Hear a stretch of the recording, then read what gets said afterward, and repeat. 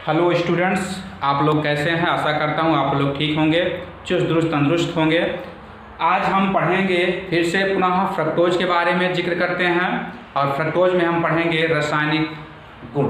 तो रासायनिक गुण में हम पिछले वीडियो में कुछ पढ़ चुके हैं और उसमें हमने पढ़ा है कि कीटोनिक समूह के कारण होने वाली अपक्रियाएं। तो कीटोनिक समूह की अपक्रियाओं में हम आज पढ़ते हैं जो है क्या कहते हैं फेनिल हाइड्रोजीन के साथ अपक्रिया, जो कि हमने बोर्ड पर लिखा है, जिसके कारण जो है पहले आज हमने लिख दिया है। तो थोड़ा समझा देते हैं आप लोगों को। तो यहाँ पर है फेनिल हाइड्रोजीन के साथ अपक्रिया। तो फ्रक्टोज जो है फेनिल हाइड्रोजीन के 3 अणुओं से अपक्रिया करके फ्रक्टोसाजोन बनाता है। तो आपको पता है, आप जानते हैं कि जो फेनिल हाइड्रोजीन होता है, जो हाइड्रोजीन होगा उसका सूत्र होता है NH2 और NH2। आपको मालूम है कि जब यहाँ से एक H का प्रतिस्थापन होगा तो इस पर कोई समूह जुड़ जाता है। जब समूह जुड़ता है तो हमें मिलता है NH2 NH। जैसे हम मान लेते हैं फेनिल जोड़ दिए, यहाँ हो जाएगा C6H5 CNH2 NH और C6H5 आपका ये हो जाता है। तो इसे कहते हैं हम फेनिल हाइड्रोजीन। और कहीं भी जब फेनिल हाइड्रोजीन या हाइड्रोजीन से क्रिया कराते हैं तो प्रोडक्ट के रूप में जो मिलेगा हमको, प्रोडक्ट के रूप में जो मिलता है हाइड्रोजोन मिलता है। हाइड्रोजीन से हाइड्रोजोन प्राप्त होता है, हाइड्रोजीन से हाइड्रोजोन हमको मिलेगा। तो हमेशा ध्यान देना है कि हाइड्रोजीन से कहीं भी अपक्रिया कराते हैं तो हाइड्रोजोन मिलता है। आप जानते हैं कि जैसे हमने पीछे पढ़ा है कि एसीटोन हुआ कीटोन वाली अपक्रियाओं में, तो ये सभी अपक्रियाएं कीटोन में हैं। बस फर्क इतना सा है कि ग्लूकोज में कीटोन समूह उपस्थित है, उसी को सिद्ध करने के लिए हमें ये अपक्रियाएं करानी पड़ रही हैं। जैसे यहाँ पर है कि फेनिल हाइड्रोजीन से अपक्रिया कराते हैं तो फ्रक्टोज फेनिल हाइड्रोजीन के 3 अणुओं से क्रिया करके फ्रक्टोसाजोन बनाता है। क्या देगा हमको? फ्रक्टोसाजोन देगा। अब देखिए ये जैसे CH2OH C double bond O CHOH का होता है CH2OH। अब इसे हम कहते हैं फ्रक्टोज। ये हमारा फ्रक्टोज हो जाता है। ये क्या हमें फ्रक्टोज देता है। फ्रक्टोज को जब हम फेनिल हाइड्रोजीन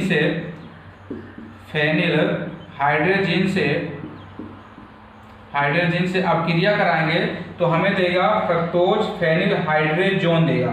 हाइड्रोजन या हाइड्रोजोन कह सकते हैं, तो हाइड्रोजोन देता है, फेनिल हाइड्रोजोन देता है। अब देखिए यहाँ पर कीटोन में उपस्थित जो ऑक्सीजन आपका है डबल आबंध से कार्बन से जुड़ा है, वो ऑक्सीजन यहाँ हाइड्रोजीन के 2 हाइड्रोजन से संयोजित होकर के जल का निर्माण करता है। ये आपका जल बन जाएगा, तो यहाँ H2O हो जाता है। और हमें ये आपका N जो है, यहाँ का डबल आबंध खाली हो जाएगा, ये N और ये कार्बन दोनों संयोजित हो जाएंगे, आपको दे देंगे यहाँ C डबल बॉन्ड N। तो इसे कहेंगे फ्रक्टोज फेनिल हाइड्रोजीन।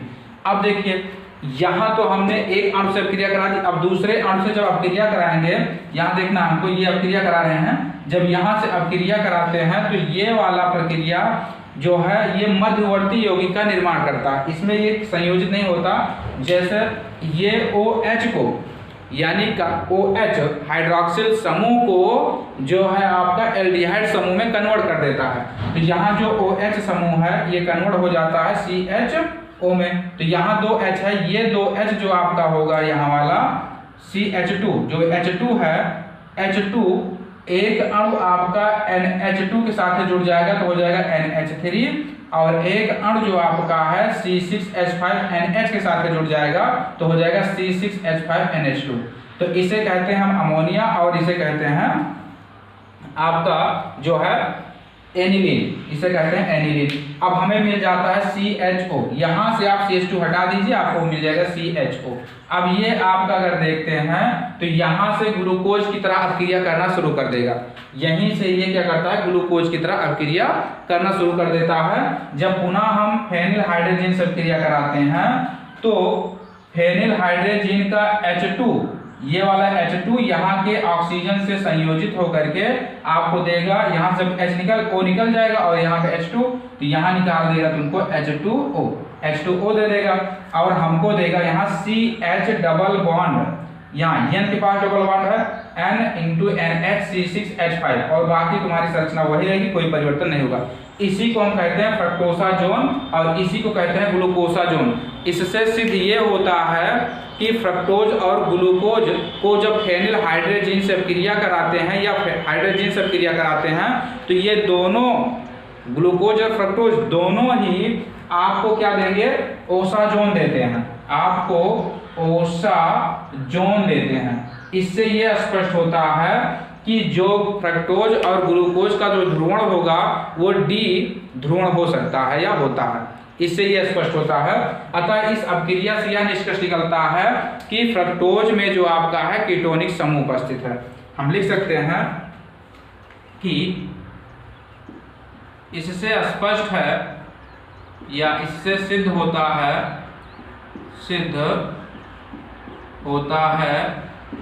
कि फ्रक्टोज में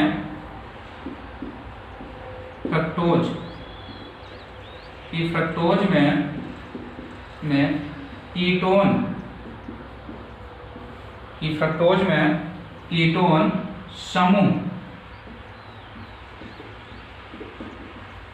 उपस्थित है। इससे यह स्पष्ट होता है कि कीटोन में क्या है आपका, फ्रक्टोज में क्या है, कीटोन समूह उपस्थित है। तो ये अपक्रिया आपकी स्पष्टीकरण है। तो आज हम पहले ही लिख दिए थे, तो आपको जो है समझाया, तो आप इसे नोट कीजिए, उसके बाद आगे अपक्रिया पढ़ते हैं।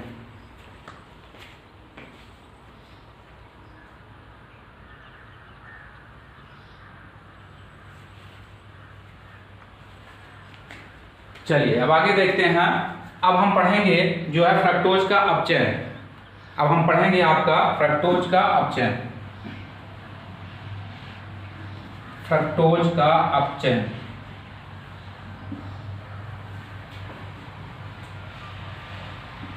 आपको पता है कि फ्रक्टोज में 5 OH समूह उपस्थित है। फ्रक्टोज में 5 OH समूह उपस्थित है, जिसमें से 2 आपके क्या हैं, प्राथमिक, और 3 आपके द्वितीयक हैं। तो हम पढ़ते हैं अपचयन, फ्रक्टोज का अपचयन, रिडक्शन, फ्रक्टोज का अपचयन। अगर हम देखते हैं तो फ्रक्टोज को जब सोडियम अमलगम के साथ, फ्रक्टोज को सोडियम अमलगम के साथ या और जल के द्वारा जब अपचयन किया जाता है फ्रक्टोज का, तो हमें सॉर्बिटॉल और मेनिटॉल 2 चीज़ें मिलती हैं। जब अपचयन करते हैं तो हमें सॉर्बिटॉल और मेनिटॉल दोनों मिलती हैं। दोनों का अणुसूत्र एक ही है। जिस तरीके से ग्लूकोज और फ्रक्टोज का सूत्र एक है, केवल थोड़ा सा संरचना में अंतर है, वैसे सॉर्बिटॉल और मेनिटॉल दोनों में थोड़ा सा अंतर है, बस इतना ध्यान देना है। तो हम यहाँ इसका स्टेटमेंट लिखेंगे कि फ्रक्टोज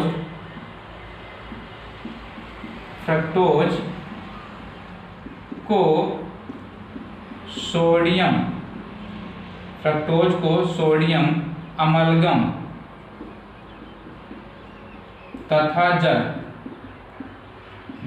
अब सोडियम अमलगम का सूत्र क्या होता है?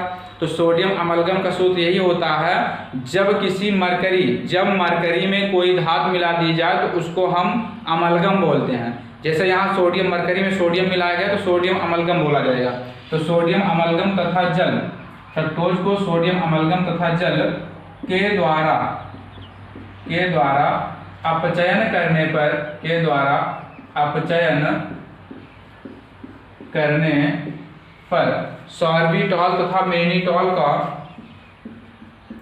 सॉर्बिटॉल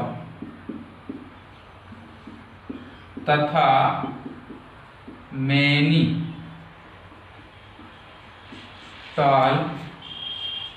का मिश्रण प्राप्त होता है।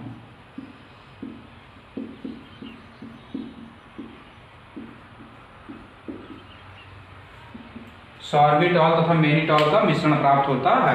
जैसे अगर रिएक्शन की बात करें तो इसका जो रिएक्शन होगा वो हो जाएगा CH2OH, C double bond O, और यहाँ हो जाएगा CHOH का होल थ्राइस, और यहाँ हो जाएगा CH2OH। तो आपको पता ही है क्या है, फ्रक्टोज है। हम क्या कहते हैं इसको? फ्रक्टोज बोलते हैं, फ्रक्टोज। तो ये हमारा फ्रक्टोज हो जाता है। और जब इसका अपचयन करते हैं तो आपको मालूम है कि अपचयन की बात अगर आती है तो हाइड्रोजन का संयोजन करना, सेकंड पेपर में आपको हाइड्रोजन का संयोजन ही करना है अपचयन पर। तो हम जब यहाँ पर अपचयन कराते हैं तो यहाँ अपचयन कराइए हाइड्रोजन से, और अपचयन जो करना है वो किसकी उपस्थिति में करना है हमको? करना है सोडियम अमलगम NaHG और H2O जल के द्वारा, इसका आप चयन करते हैं NaHG और H2O के द्वारा। अब देखिए यहाँ पर हम H लेंगे तो यहाँ 4H ले लेते हैं, 4H ले लेते हैं, तो यहाँ पर क्या, और इसका 2 अणु लिया जाता है, इसका 2 अणु लेकर के, तो यहाँ जो होगा हमारा ये सेम कंडीशन रहेगा, इसमें कोई परिवर्तन नहीं करते, CH2OH। और यहीं पर आप परिवर्तन करना है कीटोनिक समूह, क्योंकि कीटोन के द्वारा क्रिया हो ही रही है, तो कीटोनिक समूह में ही परिवर्तन होता है।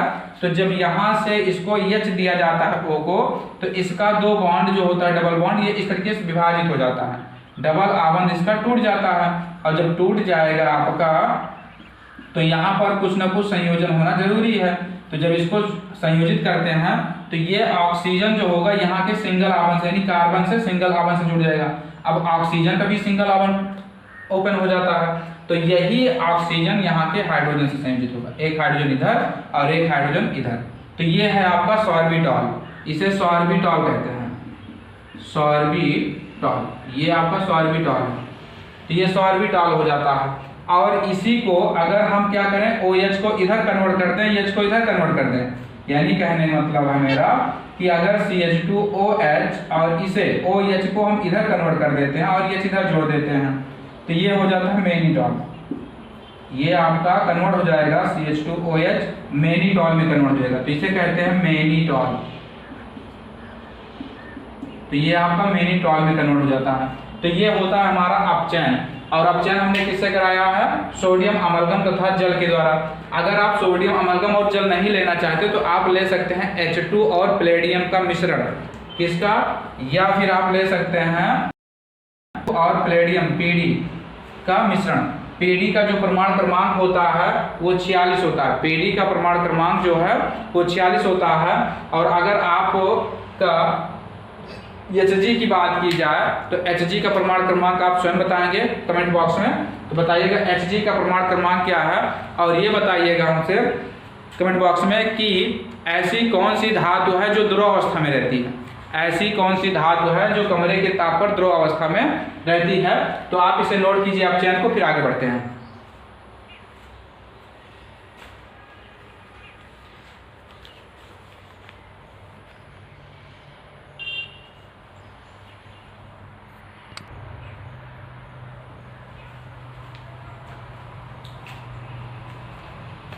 चलिए, हो गया होगा आप लोगों का, आशा करता हूँ। यदि आप लोगों को ये वीडियो अच्छी लग रही है तो थोड़ा इसे शेयर करने का प्रयास कीजिए, आपसे रिक्वेस्ट है। व्यूज़ थोड़ा बढ़ाइए आप लोग, लाइक भी कीजिए, चैनल को अधिक से अधिक लोगों में शेयर कर करिए जिससे सब्सक्राइबर बढ़ें। तो अब देखते हैं हम आपका दूसरी अपक्रिया HI तथा लाल फास्फोरस के द्वारा अपचयन, HI और लाल फास्फोरस के द्वारा अपचयन। इस अपक्रिया के द्वारा भी यही सिद्ध होता है कि इसमें कीटोनिक समूह उपस्थित है। लेकिन अब जो हम पढ़ेंगे HI तथा लाल फास्फोरस के द्वारा अपचयन, इससे ये स्पष्ट होगा कि फ्रक्टोज में 6 कार्बन परमाणु उपस्थित है। फ्रक्टोज में 6 कार्बन परमाणु एक सीधी रेखा में या एक ऋज रेखा में उपस्थित हैं, आपकी श्रृंखला में उपस्थित हैं। तो इसके बाद पढ़ेंगे। तो हमारा ये होता है अपचयन, अपचयन खत्म हुआ हमारा। अब हम पढ़ेंगे HI के द्वारा अपचयन, और ये कीटोनिक समूह आपका भी यहाँ स्टार्ट हो जाता है।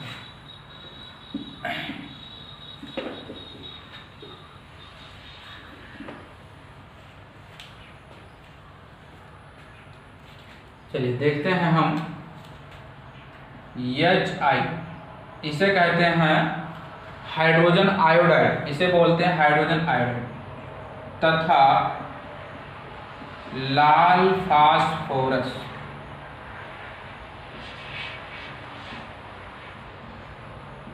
लाल फास्फोरस के द्वारा अपचयन। चलिए एक बार हम स्टेटमेंट ऐसे बता देते हैं कि जब फ्रक्टोज को लाल फास्फोरस की उपस्थिति में सांद्र HI के द्वारा 100 डिग्री टेम्परेचर पर अपचयन किया जाता है, 100 डिग्री पर अपचयन करते हैं, तो हमें N-हेक्सेन प्राप्त होता है। N-हेक्सेन, हेक्स का मतलब 6 कार्बन और N का मतलब हुआ एल्केन समूह, यानी संतृप्त कार्बन हाइड्रोकार्बन, इसका मतलब हुआ तो हम जब यहाँ करते हैं क्रिया तो सांद्र HI लेते हैं और उसके बाद जो होता है टेम्परेचर 100 डिग्री रखा जाता है। तो यहाँ लिखेंगे हम फ्रक्टोज का जो अणुसूत्र होता है C6H12O6 होता है। फ्रक्टोज को लाल फास्फोरस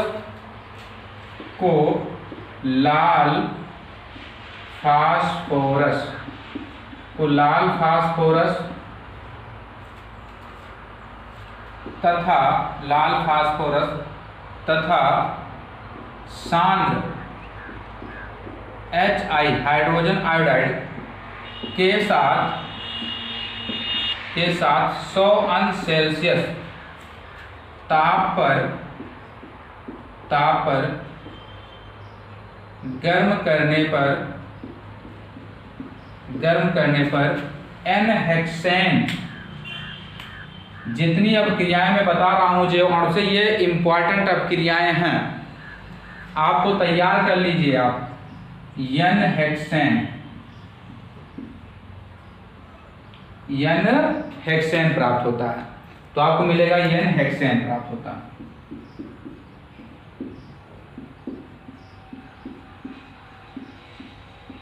ये आपका स्टेटमेंट हुआ, ये हो जाता है। तो लाल फास्फोरस और HI के द्वारा जब अपचयन किया जाता है, फ्रक्टोज हो या ग्लूकोज हो, फ्रक्टोज को भी जब अपचयन करते हैं तब भी हमें जो है N-हेक्सेन मिलता है, ग्लूकोज को भी अपचयन करेंगे तब भी हम क्या मिलेगा, N-हेक्सेन मिलेगा। और इस सब क्रिया से ये स्पष्ट होता है कि ग्लूकोज और फ्रक्टोज में 6 कार्बन परमाणु एक ऋज रेखा में यानी एक सीधी श्रृंखला में उपस्थित हैं। जैसे आप लोग क्या करते हैं, सुबह सुबह जो है स्कूल जाते हैं, प्रार्थना करते हैं, तो एक दूसरे से संयोजित होकर के लंबी कतार में खड़े हो जाते हैं, उसी प्रकार से सेम कंडीशन ये होता है इसमें। इसका मतलब ये होता है कि 180 अंश का कोण बनाती हुई एक चैन जुड़ी हुई है। चैन का मतलब कार्बन की श्रृंखला संयोजित है। तो यहाँ जो रिएक्शन होगा हमारा वो हो जाएगा CH2OH, C double bond O और CHOH का होल ट्राइज, और यहाँ मिल जाएगा CH2O प्लस। अब हमें ये ध्यान देना है कि लाल फास्फोरस और HI द्वारा क्रिया तो होती है, लेकिन सबसे खास बात यह है कि लाल फास्फोरस केवल एक उत्प्रेरक का कार्य करता है, केवल उस पर उपस्थित होता है, और बाकी अपक्रिया जो करता है वो HI करता है। तो HI और यहाँ 14 अणु ले लिया जाता है, 14 अणु लेकर के हम अपक्रिया कराते हैं, और यहाँ लिखते हैं लाल फास्फोरस, टेम्परेचर दे देंगे 140 अंश सेल्सियस, हीट करते हैं 140 अंश सेल्सियस पर। अब देखिए यहाँ पर अगर हम देखें, यहाँ थोड़ा सा ध्यान दें, तो एक OH यहाँ है, 3 यहाँ है, 4 हो जाता है, एक यहाँ 5, हमको 5 OH मिलता है, 5 OH समूह मिलता है, और एक मिला करके यहाँ एक O मिल जाता है 6। यानी अगर ऑक्सीजन की बात करें तो हमें 6 ऑक्सीजन मिलते हैं, 6 ऑक्सीजन प्राप्त होते हैं। और यहाँ देखते हैं हम, अगर देखें तो इस H को चाहे यहाँ संयोजित करा दीजिए, चाहे यहाँ से H को यहाँ संयोजित करा दीजिए, और देखिए जो HI होता है, HI मुक्त हो जाता है आयोडीन में, HI जो होता है वो आयोडीन में मुक्त हो जाता है। तो आपका यहाँ जो मिलेगा वो 7I2 मिलेगा, 7I2 यानी कि आयोडीन, यहाँ आयोडीन मिलेगा, तो आयोडीन प्राप्त होता है। अब यहाँ मिलता है हमको 14 यानी कि 14H मिलता है। अब 14H में से हम क्या करते हैं, 14H में से अगर हम देखें तो यहाँ 6 है, 12H उठाकर इसे दे दीजिए। जब 12H इसे दे देते हैं तो ये बन जाता है 6H2O, यानी जल का निर्माण करता है। अब हमारे पास जो बचा, यहाँ 2 बचा, हमारे पास 2 बचता है, ये H यहाँ संयोजित हो जाएगा, CH2 के पास जो होगा H संयोजित हो जाएगा, तो हो जाएगा CH3। और उसके बाद देखें तो ये वाला जो O है निकल जाएगा आपका। देखिए अगर हम ध्यान दें थोड़ा सा, तो यहाँ पर 5 OH उपस्थित है, 5 OH और एक O, ये मिलाकर 6 O हो जाते हैं। पुनः देख लीजिए, इसे समझ लीजिए, क्योंकि N-हेक्सेन जो आपका आता है, कुछ लोग यहाँ बैलेंस बराबर ना करके सीधा रिएक्शन करा देते हैं, तो सीधा रिएक्शन नहीं कराना है, आपको ध्यान देना है, पहले गौर कीजिए इस पर। जैसे यहाँ 5, एक ये है, 3 ये है और एक ये है, 4 और एक 5, 5 OH हो जाता है और एक मिलाकर 6। अगर यहाँ देखें 5 हाइड्रोजन यहाँ ऑलरेडी उपस्थित है, 5 हाइड्रोजन, अगर यहाँ से हम क्या करते हैं 7 हाइड्रोजन ले लेते हैं तो 7 5 12 हाइड्रोजन हो जाता है, और 12 और ऑक्सीजन मिलकर के बना लेते हैं 6H2O, जो कि वहाँ निर्मित हो गया आपका इतना। जब यहाँ से 7 चला गया तो आपका यहाँ मिलेगा कितना 14, तो यहाँ 7 हो जाता है। अब यहाँ से क्या होगा आपका जो CH2 था, अब देखिए इस कार्बन के पास जो होगा, इस कार्बन के पास एक आवन खाली हो जाएगा और यहाँ पर डबल आवन खाली हो जाएगा, और यहाँ अगर देखते हैं तो यहाँ पर भी एक आवन खाली हो जाएगा, और यहाँ देखते हैं तो यहाँ पर भी एक आवन खाली हो जाएगा। अब देखिए एक हाइड्रोजन यहाँ लग जाएगा, 7 है, एक हाइड्रोजन यहाँ लग गया, 2 हाइड्रोजन यहाँ जुड़ जाएगा। अब देखिए यहाँ 3 लगा है, होल थ्राइज होना चाहिए, तो 3 हाइड्रोजन यहाँ हो जाएगा, एक हाइड्रोजन यहाँ, तो आपका 1 2 3 और 3 6 1 7, सातों हाइड्रोजन संयोजित हो जाते हैं आपके OH के स्थान पर। जब OH के स्थान पर संयोजित हो जाएंगे तो हमें निर्मित करके देते हैं CH2 यहाँ पर। अब देखिए यहाँ थोड़ा सा गौर कीजिए, ये जुड़ जाएंगे तो ये हो जाएगा CH3, ये जुड़ जाएगा तो हो जाएगा CH2, और ये जुड़ जाएगा तो यहाँ भी CH2 का होल थ्राइज, और यहाँ हो जाएगा CH3, यानी CH2 एक ये और 3 ये मिलकर 4 हो जाते हैं। तो इसका हो जाएगा आपका CH2 का होल 4, और यहाँ हो जाएगा CH3, तो इसी को हम कहते हैं N-हेक्सेन, इसी को कहते हैं हम N-हेक्सेन, यानी 6 कार्बन है, 6 के लिए हम हेक्स लगाते हैं, और N का मतलब होता है नॉर्मल, N का मतलब होता है नॉर्मल। जब नामकरण किया जाता है तो 3 नाम होते हैं, N यानी normal, iso, neo, normal, iso और नियो, तो आपका मिलता है N-हेक्सेन। तो ये प्रक्रियाएं आपकी हैं इतनी सभी जो है, तो इस अपक्रिया से हमें ये प्रूफ होता है, तो हम कह सकते हैं यहाँ पर इस अपक्रिया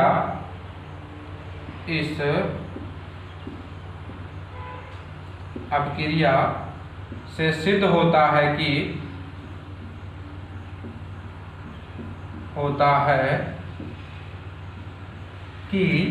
फ्रक्टोज में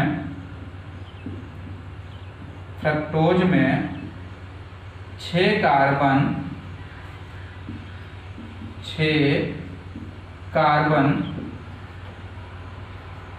सीधी श्रृंखला में उपस्थित हैं। इससे यह स्पष्ट होता है कि 6 कार्बन क्या सीधी श्रृंखला में उपस्थित हैं।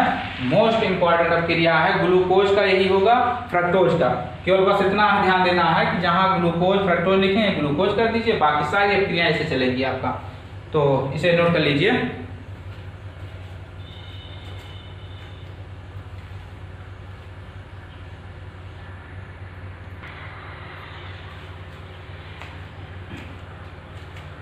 चलिए नोट कर लिए होंगे, अब आगे बढ़ते हैं हम।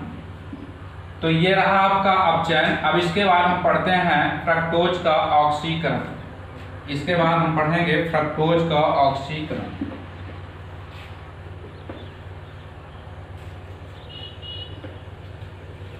चलिए हम देखते हैं फ्रक्टोज का ऑक्सीकरण।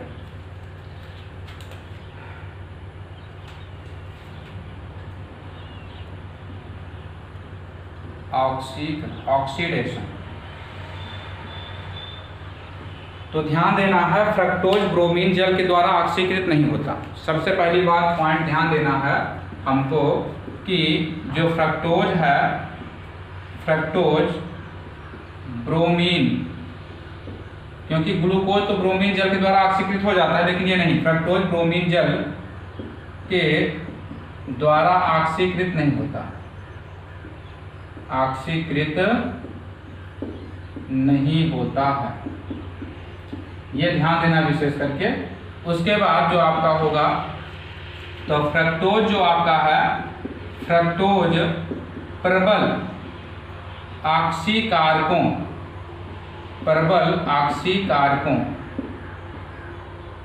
ऑक्सीकारकों जैसे आपका हो जाता है HNO3 नाइट्रिक अम्ल के द्वारा ऑक्सीकृत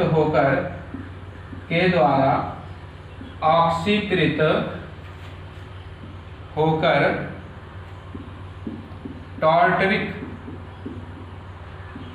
टार्टरिक अम्ल तथा ग्लाइकोलिक अम्ल देता है, ग्लाइकोलिक अम्ल देता है, और साथ में H2O भी देगा। तो हमारा क्या है, ऑक्सीकरण जो है ब्रोमीन जल के द्वारा ऑक्सीकृत नहीं होगा। उसके बाद क्या है आपका, ये पर्पल ऑक्सीकारकों जैसे HNO3 हो जाता है, इनके द्वारा ऑक्सीकृत हो जाता है और ऑक्सीकृत होकर के टार्टरिक अम्ल देता है और साथ में ग्लाइकोलिक अम्ल भी देता है। जैसे आपका है CH2OH, C double bond O, CHOH, और यहाँ हो जाएगा CHOH का होल ट्वाइस, और यहाँ हो जाएगा आपका CH2OH। अब यहाँ से ये टूट जाएगा इतना, यहाँ से इतना ये संयोजित हो जाएगा। जब इसका ऑक्सीकरण किया जाएगा +4O साइनाफेरो HNO3 के द्वारा, तो यहाँ से इतना ये टूट जाता है। तो यहाँ पर जो H देख रहे हैं, यहाँ पर हो जाता है COOH और यहाँ पर भी हो जाएगा COOH। यानी कहने का मतलब है आपको क्या देगा, ये आपको जो देगा एक टार्टरिक अम्ल देता है और दूसरा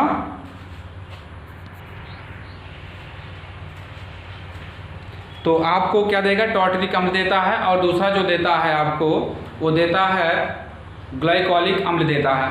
तो यही समय तोड़ना, इतना तोड़ लीजिए। अब अगर देखते हैं ऊपर यहाँ पर, तो आपको यहाँ मिलता है CH2OH और नीचे मिलता है C डबल बॉन्ड O। अभी इसको ऐसे समझिए पहले, अभी हम क्लियर करते हैं यहाँ पर। अब देखिए यहाँ 4 O है, यहाँ 4 O है, एक O यहाँ चला आता है, तो एक O यहाँ चला आएगा तो डबल OH हो जाएगा।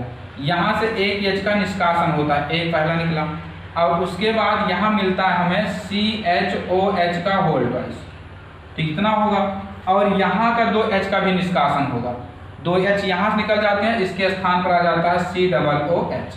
इसे कहते हैं हम लोग टार्टरिक अम्ल, इसे हम बोलेंगे टार्टरिक अम्ल।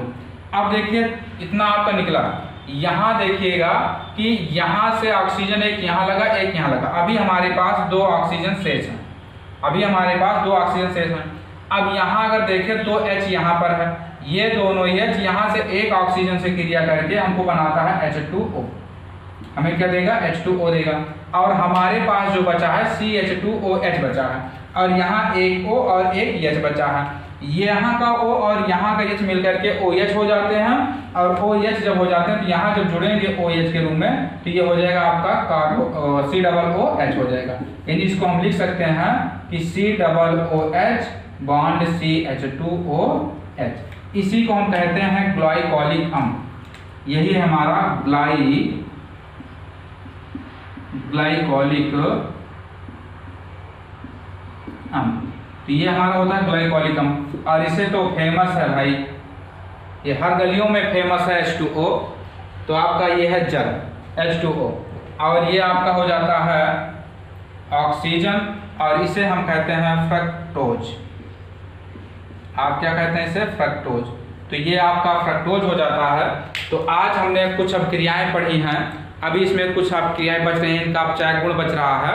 तो इस अपचायक गुण को हम अगले नेक्स्ट वीडियो में, और उसके बाद हम फ्रक्टोज और ग्लूकोज दोनों की संरचनाओं को एक साथ बताएंगे, समझाएंगे कि दोनों में क्या असमानता है, कैसी असमानताएं पाई जाती हैं। तो आप लोग मेरे चैनल को सब्सक्राइब कीजिए, ज़्यादा से ज़्यादा शेयर करने का प्रयास कीजिए, चाहे इसे रिक्वेस्ट समझिए या अपना दायित्व समझ लीजिए।